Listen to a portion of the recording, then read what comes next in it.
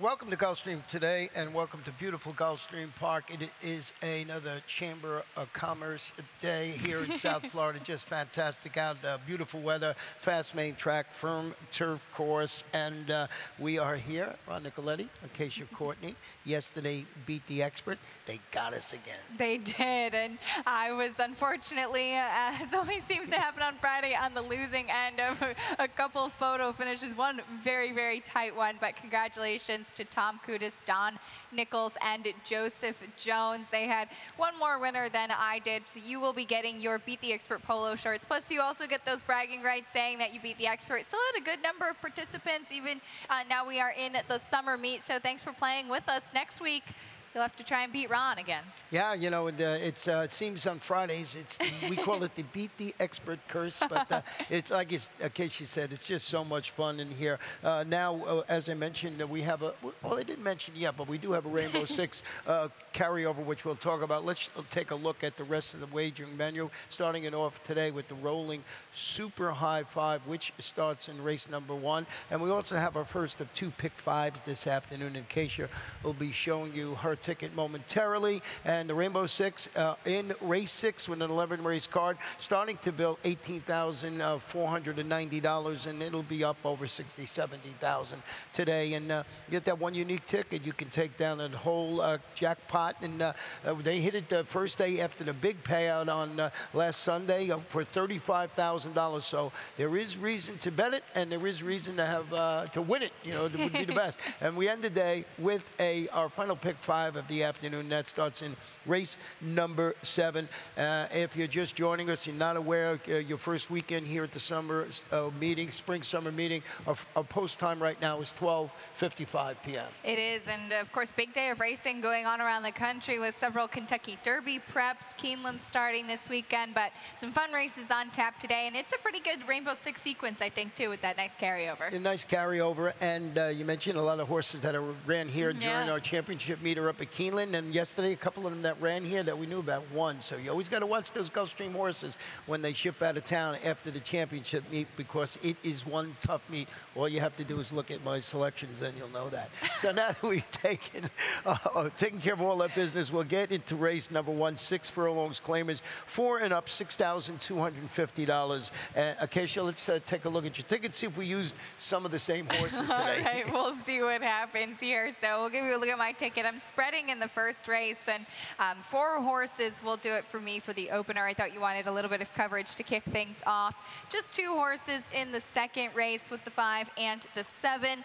Then going to be using 3 in the third, 2 in the fourth, and 2 in the fifth as well. I did consider singling in the fifth, but decided I wanted a little bit of coverage in that maiden claiming, so $48 for me.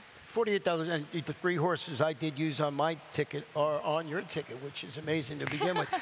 We both started it off with the 8 Chief Envoy, who's dropping to this 6,250 level after dueling for lead and tiring, finished 5th that afternoon, and a 16 claimer contested at 7 furlongs. Ralph Sadie, Edgar Zayas, going to break from the outside this afternoon in this 8-horse field. And I just think that the class is going to be key for this horse. He is taking that class drop to the 6,250 level, and this is actually a pretty strong field. A lot of tough, hard-knocking horses in this field, and it looks like there's some other speed in here, but he just might be the fastest. He's a 5-year-old gelding, a 4-time winner. Of course, the glaring negative is that he is 0 for 9 on the Gulfstream Park main track, but as I said before, I do think that he's got that class, and he just might be fast out of the gate to the outside. Yeah, no, you used the number 1 horse, El Señor del Cielos. Did I get it right this time?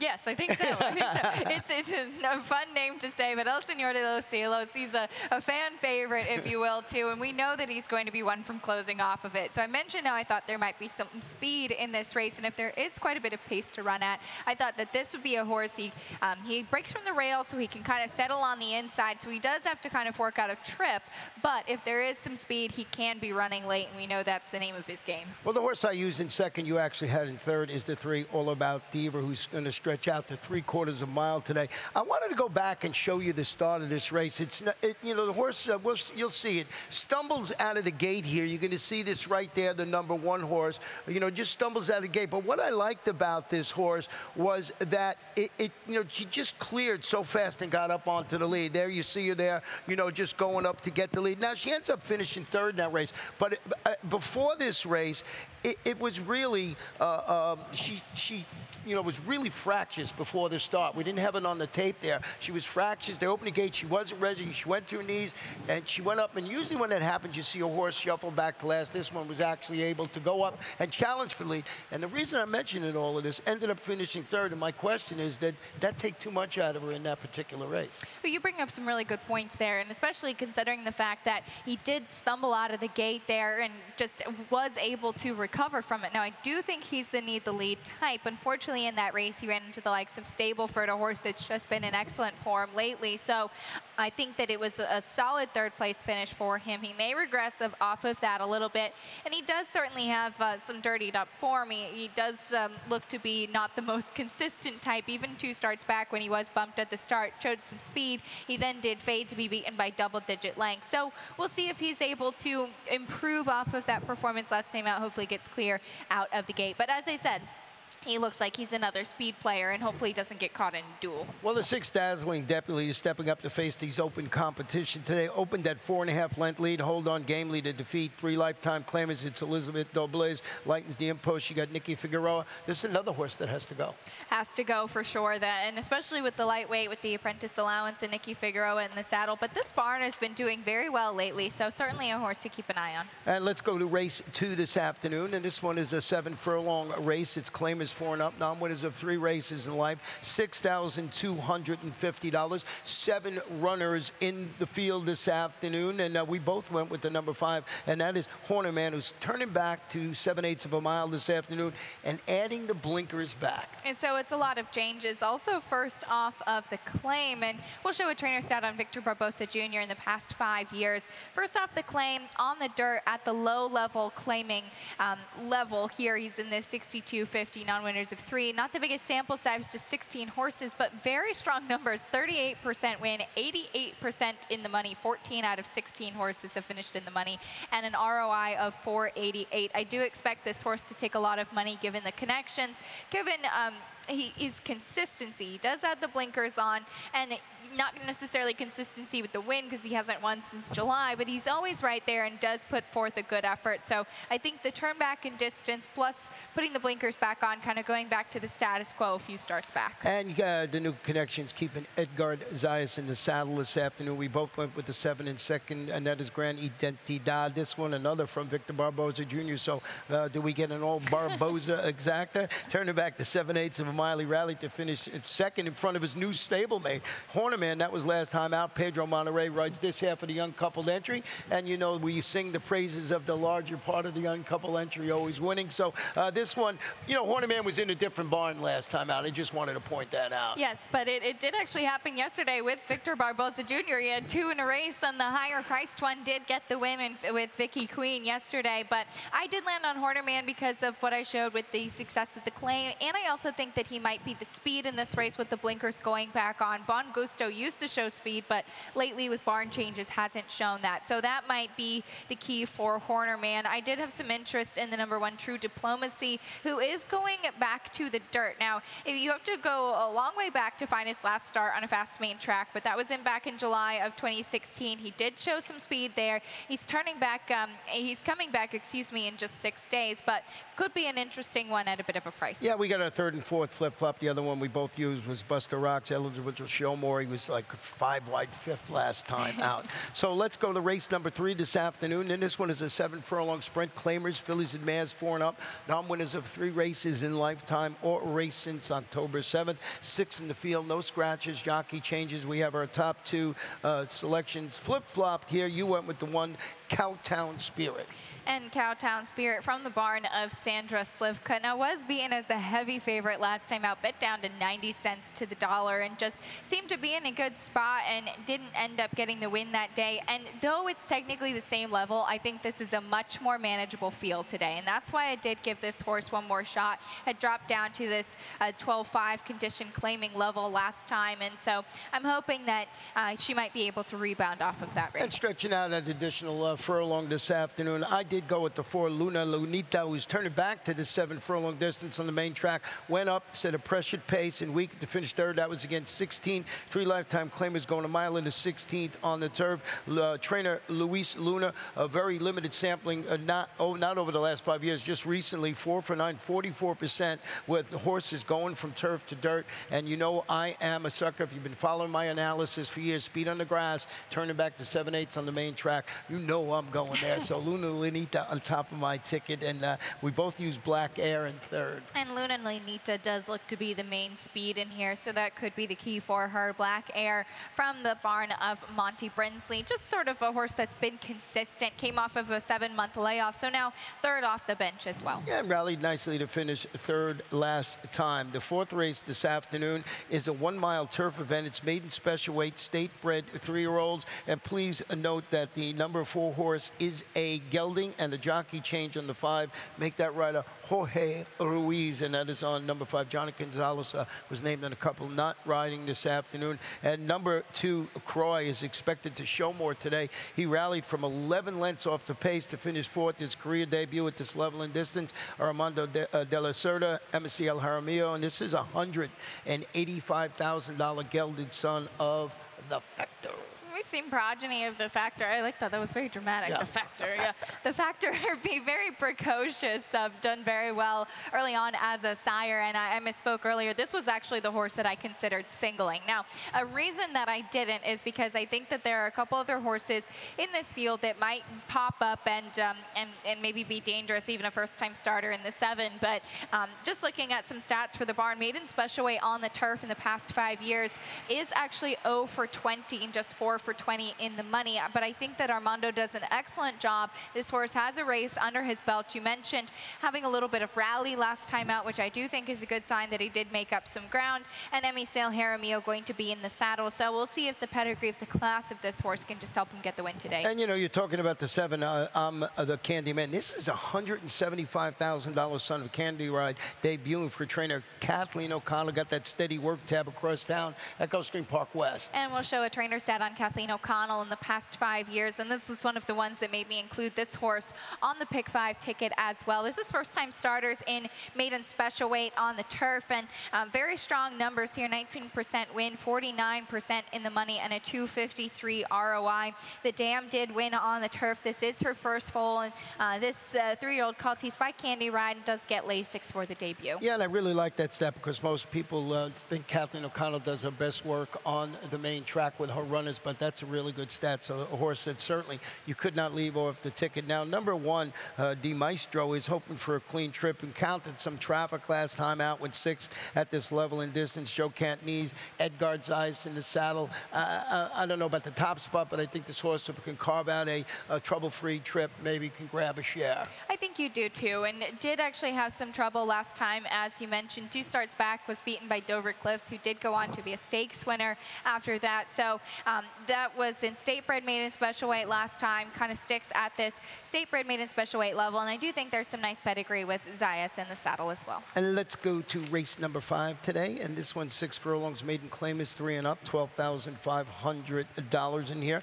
We do have 1 scratch in this race, and that is the number 6 horse, Annie's Big Boy. Actually was one of my selections in here, so I moved my horses up in here, but boy, it looks like you got to run. The race is going to run through the 5 Geopolitical, who was going to wear blinkers. Eventful start last time out, in which he fractures at the gate before he started. He stumbled out of the gate, but I don't think it cost him that much in that race. I don't think so, too, but by Gio Ponte, we'll show a trainer stat on Rohan Crichton in the past 5 years. First-time blinkers on the dirt in maiden claiming. It's not the biggest sample size, but it's 2 for 6 win, 5 for 6 in the money, a nearly even ROI, $1.96. So this kind of move has been helpful. As you said, I don't think it really really cost him getting the win last time out. Flying to Honor wired the field that day. Maybe the blinkers on will just help. All 9 of the siblings that this mare has produced actually have been winners, so she's been a very good producer as well. You know, I moved up, as I said, I had Annie's Big Boy in second, so I moved up with Toykin, who's a gelded son of Biondetti, and finds, I think, an ideal spot to start his career.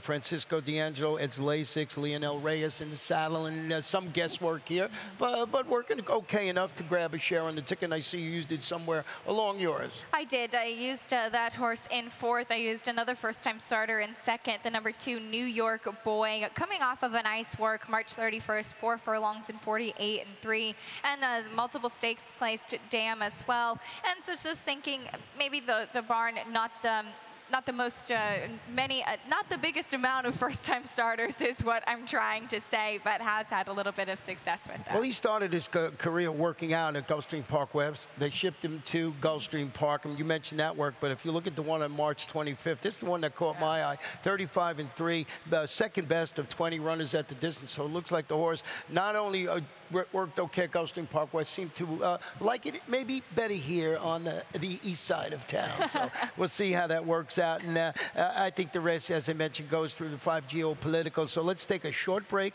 and when we come back, we'll show you my Rainbow Six ticket. At ExpressBet, we celebrate the champions that make horse racing great. That's why we provide more ways to bet from more places than ever. We've built an entire family of brands to give players more of the rewards they deserve, give bettors the information they need to win, and provide a community for horse bettors. Because the best way to support the champions of horse racing is to champion horse racing. ExpressBet, we are racing.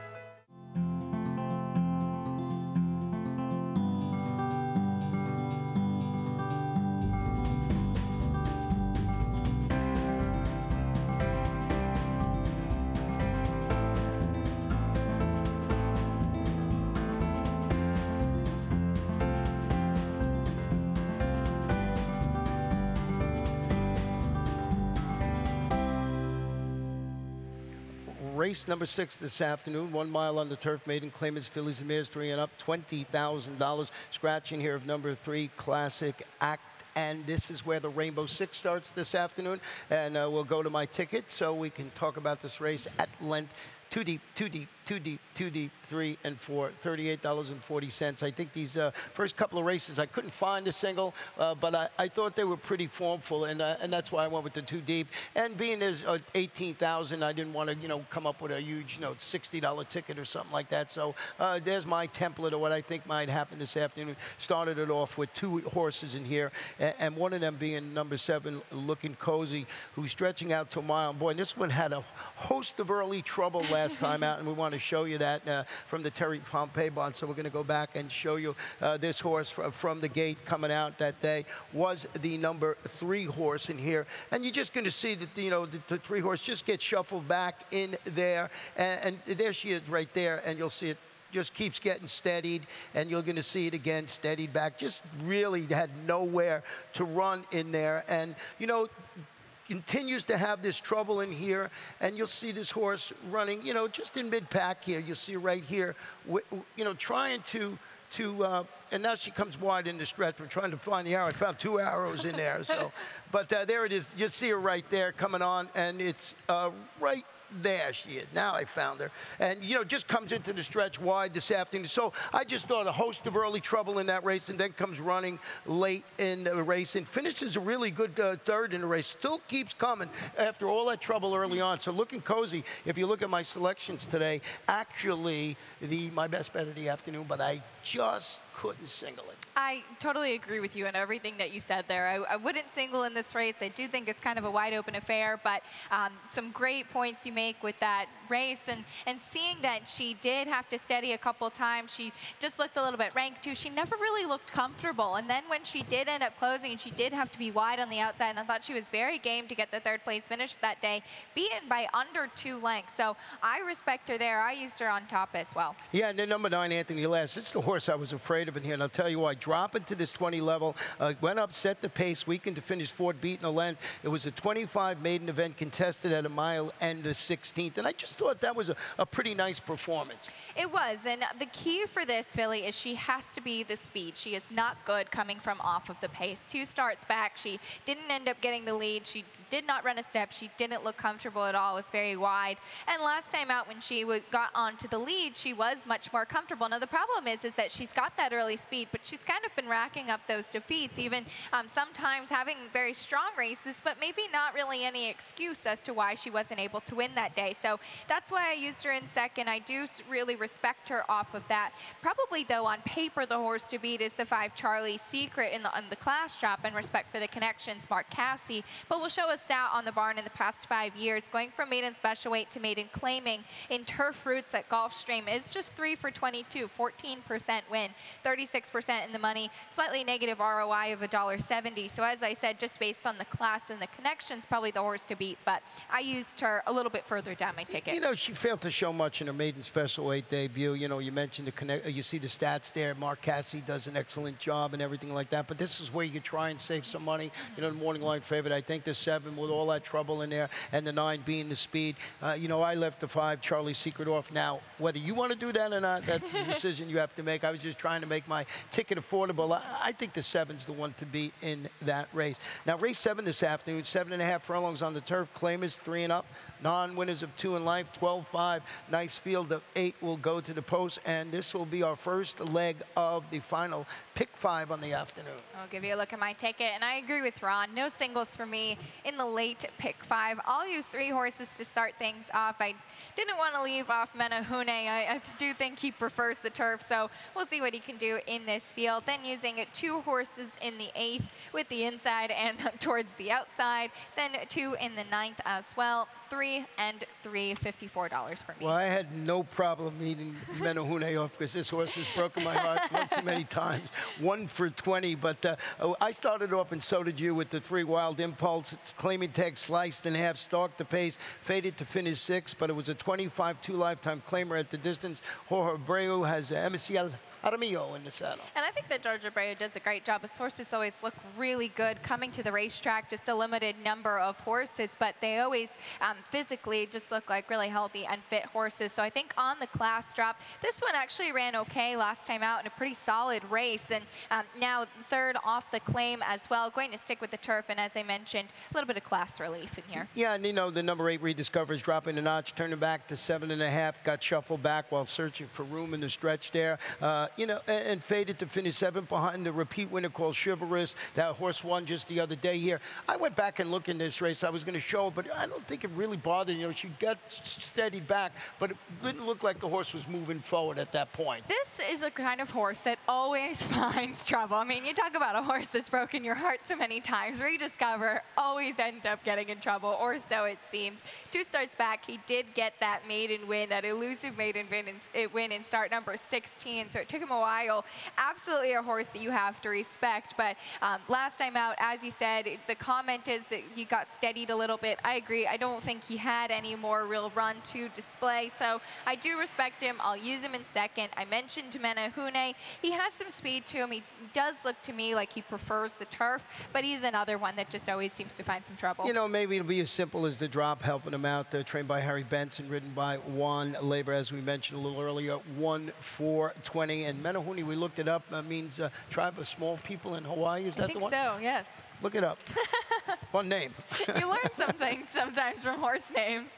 You know, the 8th race this afternoon is a 5 furlong turf event. Claim is 3 and up. Non-winners of 2 races in life, $12,500. Scratch the number 4 in here, and that is Mr. Smith. And one of the horses you have in Ford, I put on top Grand Junior, who's dropping a notch in the claiming scale. We're going to go back and show you the top of the stretch to the wire in its last race, and you're going to see this horse that afternoon was the number 1, and just never had a chance to run, just get stuck behind horses here. You'll see this one come and run into here, and just see him get totally shut off in there, trying to find the arrow here. Here it is right there, and just get shuffled back. Now, the other horse that's in this race is Policy Portfolio, who had the speed there.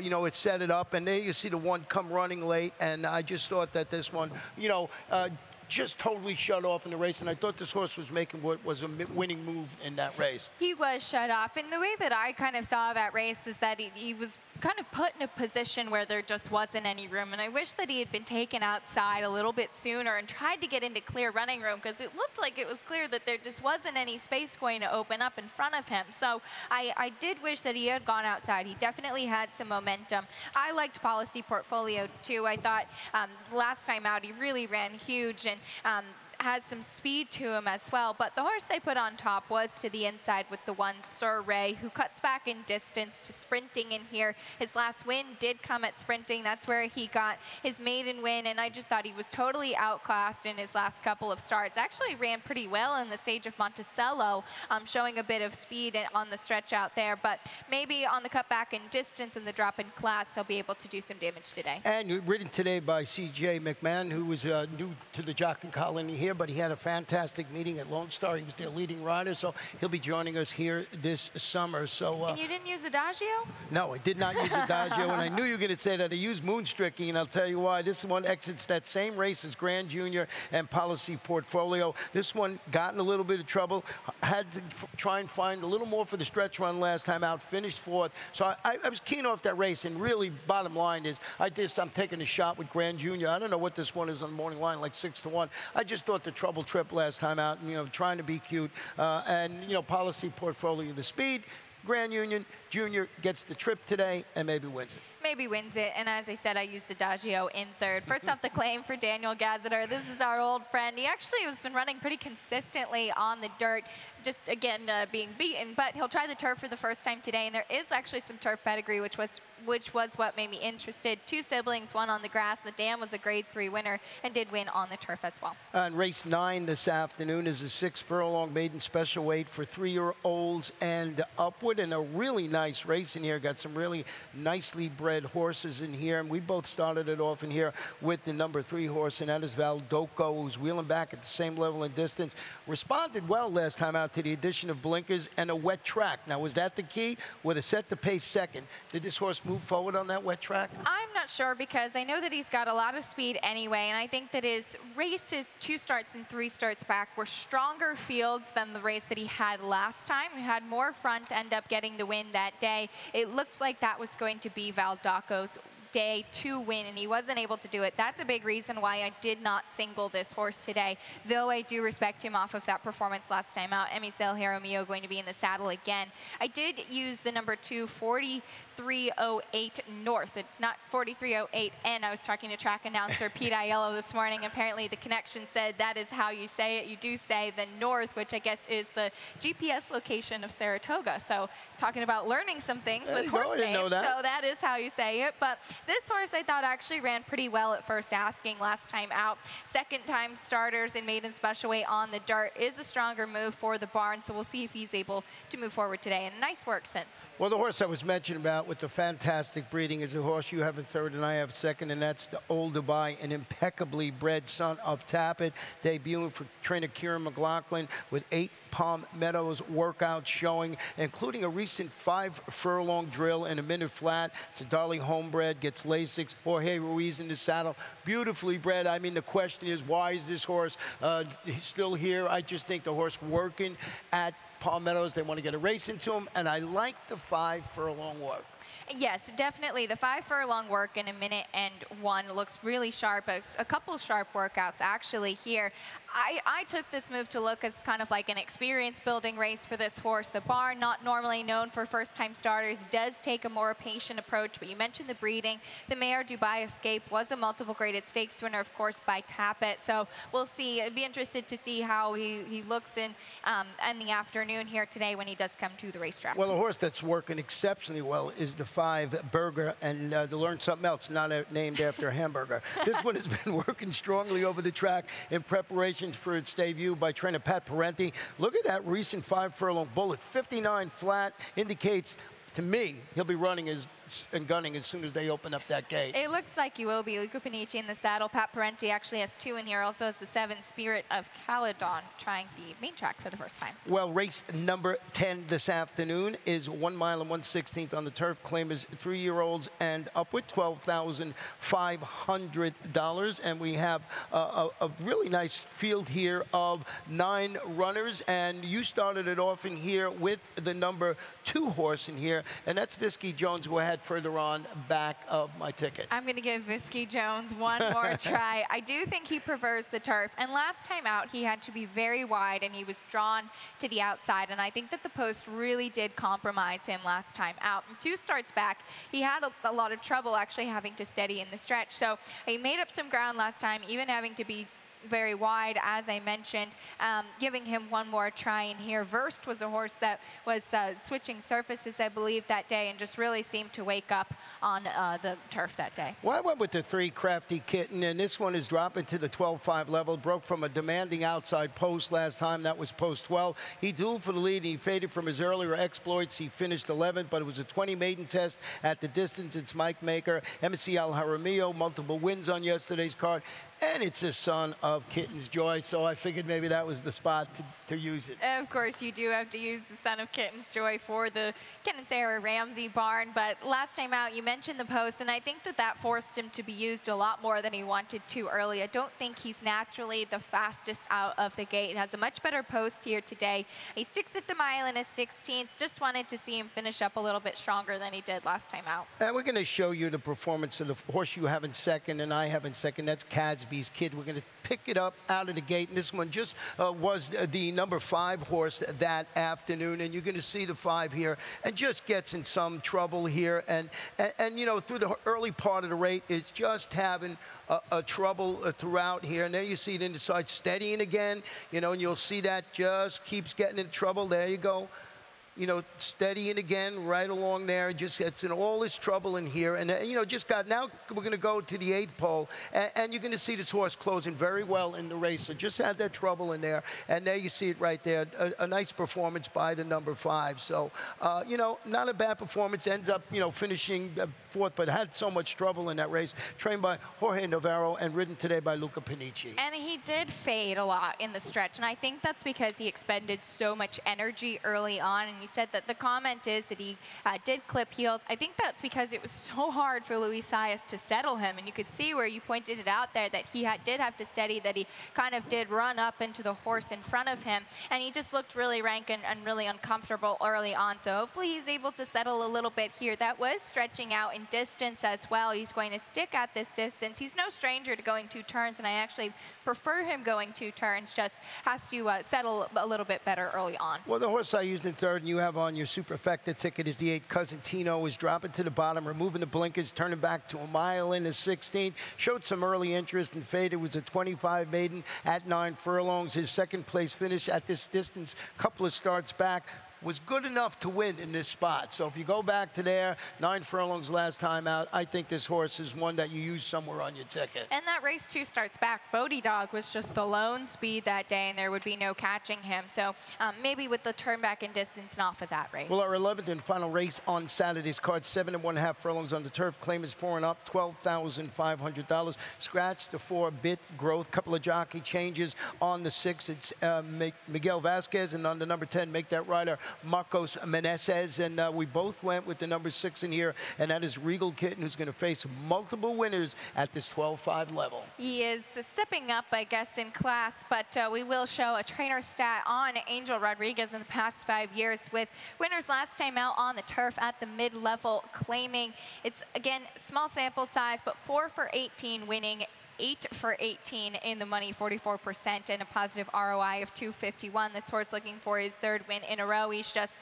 set a perfect stalking trip, and he has gotten perfect trips in his last 2 races, so certainly he needs to get a good trip again. He's just been in excellent form, and you certainly can't deny that. I agree wholeheartedly.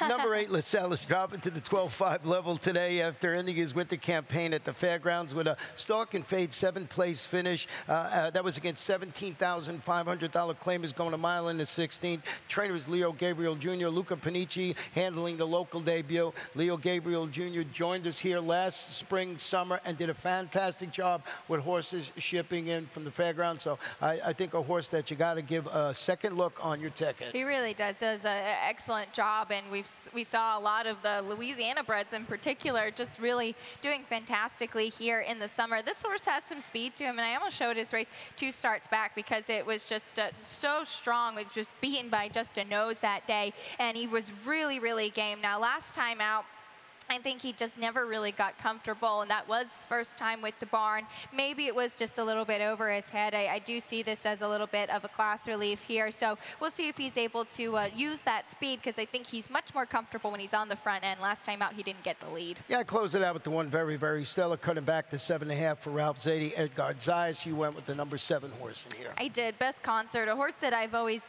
just kind of liked because I think that he's consistent. He did have back-to-back wins at Gulfstream Park West, albeit at a little bit of a lower level, but he does fit in this field. Yeah, he's my long shot play today in the program, so we'll see. I'm glad you used him on there in 3rd instead of 4th like I did. So good luck with your selections. We're going to turn it over to Pete Aiello. He's going to give you all the updated scratches, jockey changes, everything you need to have a winning day here at beautiful Gulfstream Park. We have to take care of these horses that, give us so much joy. Being accredited